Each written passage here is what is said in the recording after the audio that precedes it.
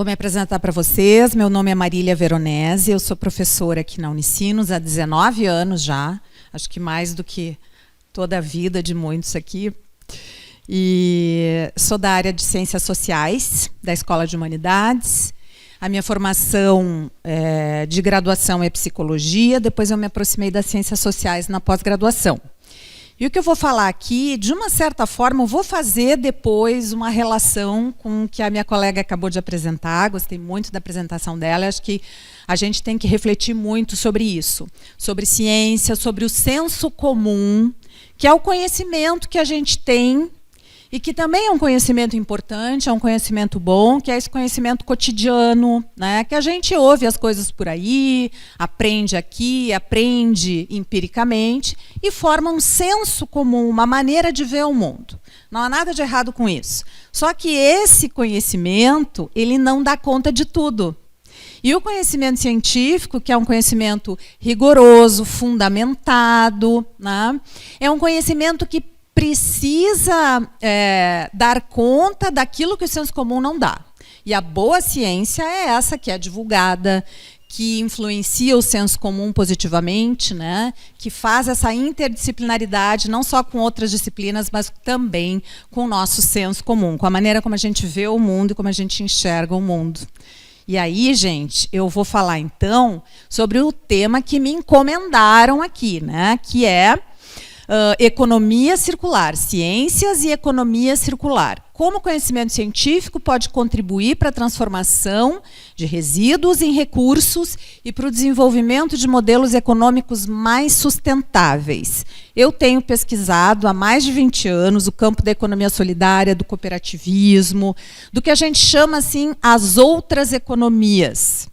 São vários nomes atribuídos, né? Economia social, economia solidária, economia cooperativa, economia circular, tem se falado muito agora nesse nome, especialmente no âmbito da indústria, das empresas, né?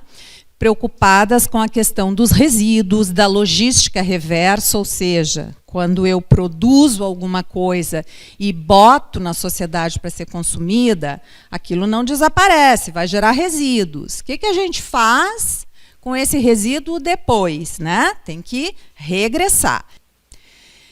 Essa preocupação com os resíduos é uma preocupação de todos nós, certo? E aí, eu trouxe aqui a figura do Ailton Krenak. Já ouviram falar? Já conhecem? Já leram? No colégio? Alguns não, outros sim. O Ailton Krenak é um filósofo indígena. É um ativista, é um professor. Recentemente foi o primeiro indígena admitido na Academia Brasileira de Letras, né? Porque ele tem várias obras, vários livros. Só que a maneira dele se expressar, os livros dele, se a gente lê, a gente vê que são simples de entender. Ele consegue dizer coisas complexas de uma forma compreensível para um número maior de pessoas. Então, ele escreveu esse livro, Ideias para Adiar o Fim do Mundo. Por quê? Porque se nós formos nesse ritmo de poluição, de modos produtivos predatórios, de uma pecuária e uma agricultura, uma monocultura de exportação de commodities que é absolutamente não sustentável, se continuarmos invadindo a Amazônia, florestas, né, nós estaremos dando assim um passo adiante para cair no abismo, para o fim do mundo, ou seja, para a não viabilidade da nossa vida na Terra. Pode ser que não seja para as outras espécies, mas para a nossa vai ser inviabilizada e para a maioria das espécies com quem nós dividimos o mundo também. E aí, então, como evitar que o modo como nós extraímos as coisas da natureza para usar, como a gente produz o que precisa para viver, o que precisa e o que não precisa, né? Porque o capitalismo está sempre criando necessidades, na verdade, artificiais, coisas que a gente passa a desejar, mas que não são vitais para a nossa vida e para o nosso bem-estar, né? Então, como é que a gente distribui esses produtos? É de uma maneira sustentável ou é de uma maneira poluidora, queimando muito combustível, caminhões pesados nas estradas, desperdiçando, estragando e jogando fora boa parte da produção que poderia alimentar outras pessoas, né? Descartamos, consumimos e descartamos esses produtos de uma forma que inviabilize a vida humana na Terra. Vamos deixar, então, essa pergunta do Ailton Krenak e vamos pensar um pouquinho juntos aqui como é que a gente pode fazer na nossa vida, na nossa prática da cidadania, né?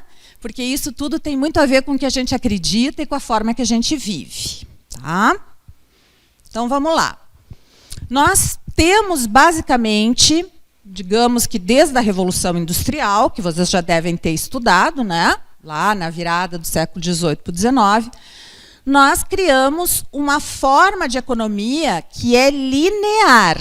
Extrai recursos, extrai matéria-prima da natureza, vai manufaturar, vai para a fábrica, a sociedade industrial e mesmo pós-industrial. É pós-industrial para alguns países. Para nós ainda é muito de base agrária, exportação de commodities, né? Nós não temos uma economia tão diversificada quanto poderíamos ter com a posição que o Brasil tem, né, na geopolítica mundial. A gente podia ter uma economia bem mais diversificada, que não fosse tão dependente de queimar, invadir a Amazônia, para pasto, para pecuária, etc. Mas vamos lá.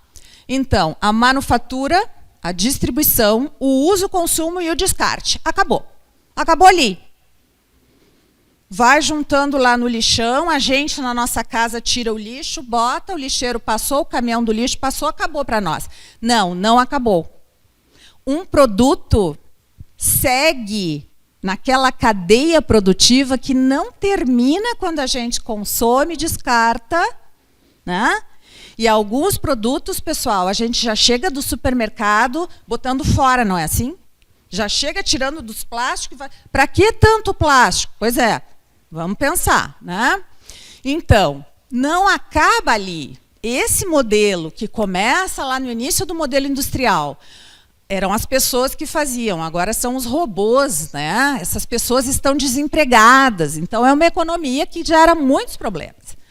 Queimadas, concentração de riqueza, a pandemia, como apresentou a colega, agravou os problemas, aumentou a pobreza, mas também aumentou o número de bilionários.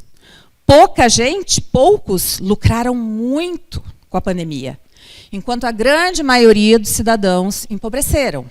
Ou seja, esse modelo econômico aí não dá mais para continuar. Ele vai nos levar ao fim do mundo. Então, me pediram para falar desse paradigma da economia circular, que já tem uma outra perspectiva, que não é mais aquela linha reta, tá? Que ignora completamente o que acontece depois que o produto é descartado, o resíduo que ele gera é descartado, e aí se pensa numa economia circular. Tá? Só que, para isso, precisaria de um envolvimento de todas as etapas da cadeia produtiva. Aqueles que retiram a matéria-prima da natureza, aqueles que transformam e beneficiam essa matéria-prima em produtos, aqueles que distribuem, aqueles que consomem, descartam e trabalham com os resíduos. Se a gente conseguisse essa sinergia entre produtores, consumidores, fazedores de políticas públicas, que a gente chama, né, os policy makers, as pessoas que tomam decisões para as políticas públicas, e política pública não vem só do Estado, do governo, ela também pode ser feita pela sociedade civil, tá? A gente pode pensar numa economia diferente no sentido de criar, em vez de uma linha reta, pegar, usar, descartar e acumular no lixão. Os países ricos vendem o seu lixo para os países pobres, quer dizer, aliás, pagam, né, para se livrar do lixo. Só que isso não adianta, porque não existe fora. O planeta é um só, né? Então, A economia circular vai ter uma preocupação desde a hora da utilização do recurso. Hoje em dia, quem trabalha com isso na área técnica fala assim, é muito difícil uma produção sem nada de insumos novos, mas dá para diminuir muito. Se a gente aprender a reciclar bem, a gente pode diminuir muito a necessidade dos novos insumos. Então, usar um descarte adequado que bote de novo no sistema produtivo e assim a gente possa, através dessa economia, né, aumentando os ciclos de uso dos produtos, regenerar os sistemas naturais. Tá, pessoal? Então, a gente precisa pensar nos benefícios que uma economia circular... E aí, como é que é a nossa participação nessa economia circular? Como vocês acham que é? Alguém... Onde é que você se vê aí? Né? Bom, não sei se alguém aqui trabalha numa fábrica. São muito jovens para serem, né, diretores de alguma fábrica ou trabalhadores de alguma fábrica, mas eventualmente pode ser. Vocês pensam em como criar produtos, o design dos produtos? Vocês participam da produção, da distribuição? Bom, do consumo todos nós, né? Todo mundo aqui consome alguma coisa. Compra, usa, seja comida, bebida, roupa, coisas do dia a dia, né? Um computador, um celular, uma mochila, isso todo mundo faz. E aí, a gente vai, depois do uso, do eventual reuso e conserto, a gente descarta o que não usa mais. Aí vocês se enxergam? Como? Como é que vocês fazem o descarte? Separam o lixo reciclável do orgânico? Quem separa? Levanta a mão. Tá. Dá para mais gente separar. Isso a gente pode fazer em casa, tem bastante informação na internet, né? Só que é numa escala pequena, não é que não seja importante, é muito importante, mas a gente tem que ampliar a escala da economia circular, né? Diminuindo a geração de resíduos, regenerando os ecossistemas e eliminando o desperdício. Então, comecem a pensar no ciclo produtivo a partir de uma ideia de círculo, onde as coisas são recolocadas lá no início da cadeia e não jogadas fora num lixão, certo? Então, pessoal, onde é que a ciência entra aí? Aí é que eu acho que eu vou dialogar com a minha colega, no sentido de que eu falei na ciência, no senso comum, na divulgação, no conhecimento. A gente tem que dizer para as pessoas, como a gente está dizendo agora para os jovens, vocês são estudantes de ensino médio, né? Não. Indo para o ensino médio, tá. Então, vocês estão na transição do base, do fundamental para o médio. Ok. São jovens, mas já podem começar a conhecer, e é para isso que vocês estão aqui. Como é que a ciência se posiciona? Na questão socioambiental, porque não dá para separar. Não é questão social e questão ambiental, é junto. Tá? A pobreza, as diferenças, o racismo, a desigualdade social, econômica e cultural, está tudo junto com a questão ambiental. As pessoas que moram nas periferias, que são mais pobres, são aquelas mais atingidas, né, pelo descarte inadequado do resíduo, pela falta de coleta de serviços regulares e sistemáticos do Estado. Tá, pessoal? Então, nós precisamos ter uma compreensão multidisciplinar, porque os sistemas socioambientais envolvem várias áreas do conhecimento e interdisciplinar. O comportamento é caracterizado, do sistema socioambiental é caracterizado por interações entre diferentes subsistemas, né? A gente precisa tanto de profissional generalista quanto de profissional especialista. Depois, a minha querida colega Letícia vai falar para vocês, ela é médica, ela vai poder dizer o médico generalista e o médico especialista. Precisamos de ambos, não é? Assim em todas as áreas, tá, pessoal? A gente precisa daquele profissional que pesquisa lá no laboratório como é que o determinado inseto pode ser usado para produzir lá uma substância que limpa silos de empresas, coisa assim. Precisamos dele. E também precisamos daquela pessoa que vai estar lá, na linha de frente, né, fazendo educação e formação para tornar a economia circular mais conhecida, mais praticada, motivar as pessoas para fazer economia circular. Para que a gente tenha, então, uma sociedade ambientalmente sustentável, socialmente justa, economicamente mais igualitária, culturalmente diverso e territorialmente equilibrada. E atenção, pessoal, nós precisamos mudar o jeito de pensar.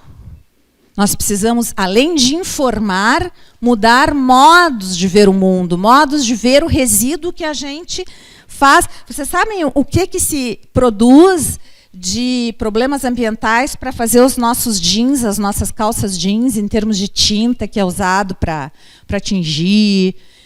Tem toneladas de calças jeans em lixões, né, soltando aqueles químicos. Então, assim, a gente precisa pensar melhor, né? A gente precisa pensar melhor como é que a gente vai fazer para reaproveitar nossas roupas, para reutilizar, para consumir dessa forma diferente. Para isso, modos de pensar e se comportar, precisamos das ciências humanas, das artes, que são poderosas para levar mensagens, música, teatro, etc.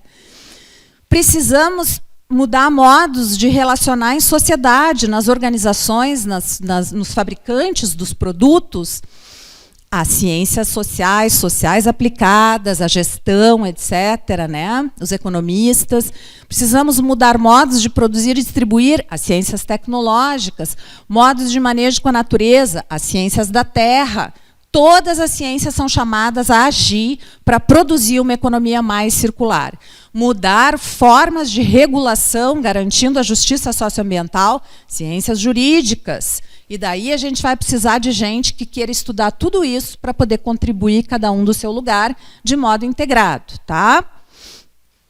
E aí tem um outro R, que além do reaproveitar, reciclar, reutilizar, eu queria trabalhar mais um R com vocês, que é o recusar. Nós temos que passar a recusar certos tipos, tá, de gestão da sociedade, de condução antidemocrática da sociedade, de ecocídios, tá, para que poucos lucrem. Nós temos que esse R muito importante. Recusar aquilo que é nocivo para a sociedade, que é nocivo para o bem comum. O bem comum é importante para todos e todas nós.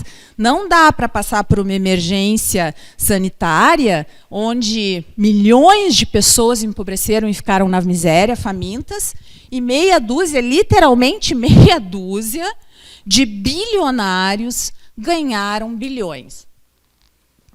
Isso é algo que nós precisamos repudiar e recusar. Então, lembrem-se dos R's todos. Reaproveitar, reciclar, reutilizar e recusar aquilo que é danoso, ruim ao bem comum. Tá? Então, isso nós precisamos. Igualdade de direitos, igualdade de oportunidades, fortalecer o papel do Estado. Viram como o SUS é importante na pandemia, o Sistema Único de Saúde, então precisamos fortalecer e financiar o Sistema Único de Saúde, né? E eu volto lá no final, então, precisamos de uma ciência que saiba dialogar com outros tipos de conhecimento e assim possa contribuir para adiar o fim do mundo, né? Os povos indígenas têm um papel fundamental na preservação ambiental do Brasil, devido à sua profunda conexão e conhecimento tradicional da fauna e da flora. Então, nós precisamos dialogar com todas as etnias que compõem o nosso Brasil, né, e transformar a nossa economia e a nossa sociedade no sentido do bem comum, da sustentabilidade socioambiental, de uma maior justiça social, podendo, assim, quem sabe, contribuir para adiar o fim do mundo. Muito obrigada pela atenção de vocês.